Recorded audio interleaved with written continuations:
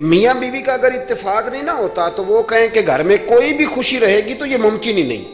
6-6 बच्चे होते हैं और शादी को 24 साल गुजर जाते हैं, फिर भी तलाक हो जाती है। मियाँ बीवी के दरमियान जो सबसे अहम चीज है वो मोहब्बत है। बच्चे कहते हैं हम किधर जाएं, अब्बा की सुने कि अम्मा की सुने। और अक्सर घरों में बच्चों की तरबियत रुक जाती है इसलिए कि मियाँ बीवी का सलूक नहीं होता, तबाही उतर जाती।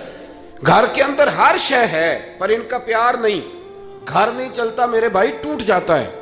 सारा कुछ होने के बावजूद मैंने मर्दों को रोते हुए देखा है, औरतें तो रोती हैं, मैंने मर्दों को रोते हुए देखा है कि क्या करूं, 4 बच्चे हैं पर उसको नहीं समझ आती, वो पागल है, मेहरबानी करें वो सियानी हो जाए, मैं बच्चों के लिए परेशान हूं, क्या करूं।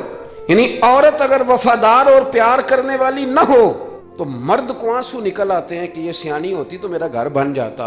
ओ भाइयों, प्यार बड़ा ही जरूरी है, ये मोहब्बत बड़ी जरूरी है, इसके बगैर नहीं निजाम चलता।